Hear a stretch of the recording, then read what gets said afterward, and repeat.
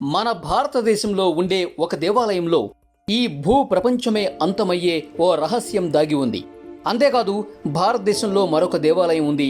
అక్కడికి వెళ్లిన భక్తులు రాయిలాగా మారిపోతారు. ఈ విషయాలు వింటే కాస్త భయంతో పాటు ఆశ్చర్యంగా ఉంది కదూ. మనం ఈ వీడియోలో అలాంటి 10 భయంకరమైన దేవాలయాల గురించి పూర్తిగా తెలుసుకుందాం.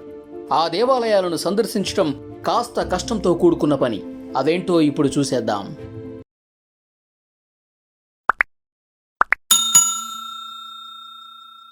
Ghost temple, Himachal Pradesh.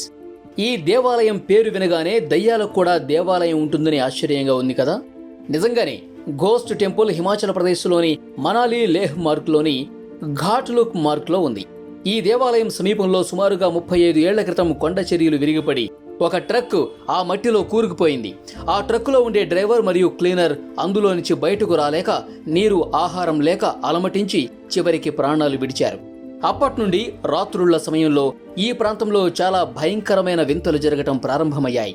రాత్రిపూట అటువైపుగా ఎవరైనా వెళితే ఆ క్లీనర్ ఆత్మ ఆహారం ఇవ్వాలని వారందరినీ అడుగుతూ భయభ్రాంతులకు గురి చేస్తోంది.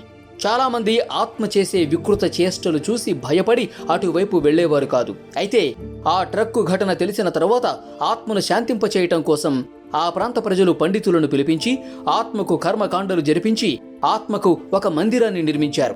ఆ ప్రాంతంలో ప్రయాణించేవారు ప్రతి ఒక్కరూ ఆ మందిరం వద్ద ఆహారాన్ని పెడుతుంటారు. ఎందుకంటే వారి ప్రయాణం సాఫీగా జరగటం కోసమే. 64 యోగిని టెంపుల్. 64 గదులుండే ఈ యోగిని టెంపుల్ మధ్యప్రదేశ్లోని మురైనా జిల్లాలో ఉంది. పర్వత కొండల మధ్యలో ఉండే ఈ టెంపుల్ చూడటానికి చాలా భయంకరంగా కనిపిస్తుంది.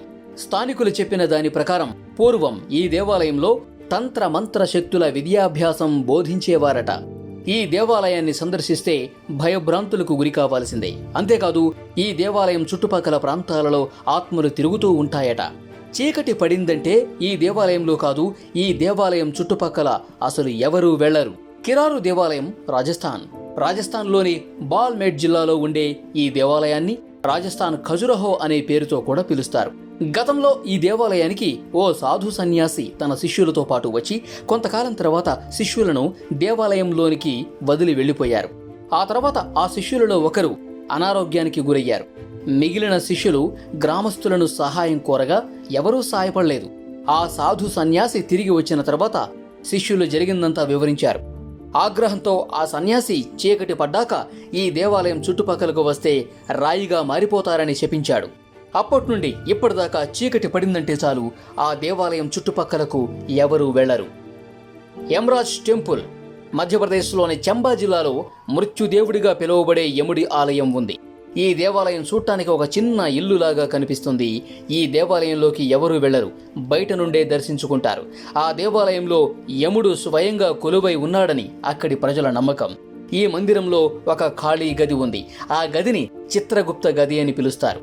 మనిషి ఆయుష్ తీరిన తర్వాత యముడు ఆ వ్యక్తి ప్రాణాలను తీసి ఆత్మను ఇక్కడికి తీసుకొస్తాడని, అప్పుడు చిత్రగుప్తుడు ఆ వ్యక్తి చేసిన పాప పుణ్యాలను చెబితే యముడు శిక్షిస్తాడని ఇక్కడి ప్రజలు నమ్ముతారు. ఆ భయంతోనే ఈ దేవాలయాన్ని సందర్శించాలంటే అక్కడి ప్రజలకు చాలా భయం. ఈశ్వర మహాదేవ్ టెంపుల్, మధ్యప్రదేశ్లోని మురైనా జిల్లాలోని కొండల మధ్య ఉండే అటవీ ప్రాంతంలో ఈశ్వర మహాదేవ టెంపుల్ ఉంది. ఈ దేవాలయంలో ఎన్నో విలువైన శక్తులు దాగి ఉన్నాయని ఆ ప్రాంతంలో ప్రచారం ఉంది. ప్రతిరోజు ఒక ఆత్మ ఆలయం లోపలికి వెళ్లి శివునికి స్వయంగా పూజ చేస్తుందని అక్కడి ప్రజలు కథలుగా చెప్తుంటారు. ఆ ఆత్మ గురించి ఎంతో మంది తెలుసుకునే ప్రయత్నం చేశారు, కానీ అందరూ విఫలమయ్యారు. దేవాలయంలో ఒక చిన్న శివలింగం ఉంది.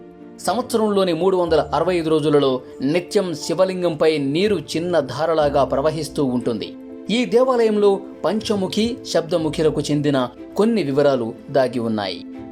పటల్ భువనేశ్వర టెంపుల్, ఉత్తరాఖండ్లోని పిఠోరాఖండ్లోని భువనేశ్వర టెంపుల్లో శివుడు కొలువై ఉన్నాడు. ఈ దేవాలయం ఒక భయంకరమైన గృహ లోపల ఉంది. గృహం చూడటానికి ఒక భారీ ఏనుగులాగా కనిపిస్తుంది. గృహ బయట నుండి లోపల ఉండే దేవాలయం వరకు ఒంటరిగా వెళితే భయపడతారు.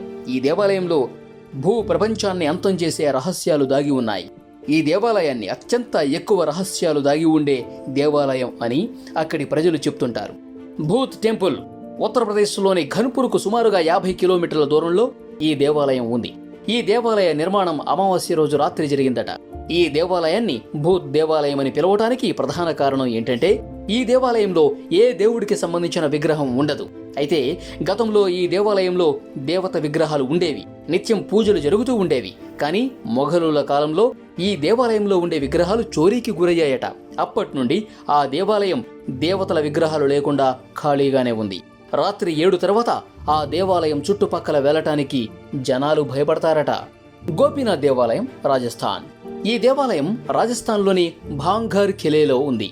దేశంలో ఉండే అత్యంత భయంకరమైన ఖిలేగా ఈ భాంఘర్ ఖిలేను చెప్పుకోవచ్చు. ఈ భాంఘర్ ఖిలేలో భూతాలెక్కువ. ఈ ప్రాంతంలో ఉండే శివుడి దేవాలయాన్ని గోపీనాథ్ దేవాలయంగా పిలుస్తారు. ఈ దేవాలయం చుట్టూ నిత్యం ఆత్మలు తిరుగుతూ ఉంటాయట. పిసావా జంగిల్. ఉత్తరప్రదేశ్లోని మధుర జిల్లాలోని హాత్ అనే ప్రాంతంలో ఒక భయంకరమైన ప్రదేశం ఉంది. అక్కడికి వెళితే ఎవరైనా భయపడతారు. అసలు కారణం ఏంటంటే ఆ ప్రదేశంలో భయంకరమైన వింత శబ్దాలు నిత్యం వినిపిస్తూ ఉంటాయి. ప్రతి శనివారం ఈ ప్రాంతంలో యాగం జరుగుతుందట. స్థానికుల కథనం ప్రకారం పిసావా వద్ద ఒక బాబా ఉంటాడట. అందుకే అటవీ ప్రాంతం నుండి ఎవరూ కూడా కట్టెలు కూడా తీసుకుని గ్రామాల్లోకి రాలేరు. ఈ విషయం ఆ ప్రాంతంలో నివసించే ప్రజలందరికీ తెలుసు. ఒకవేళ ఎవరైనా కట్టెలు ఇంటికి తీసుకెళ్లాలని ప్రయత్నిస్తే జరిగే ప్రమాదం ఊహించటం చాలా కష్టమట.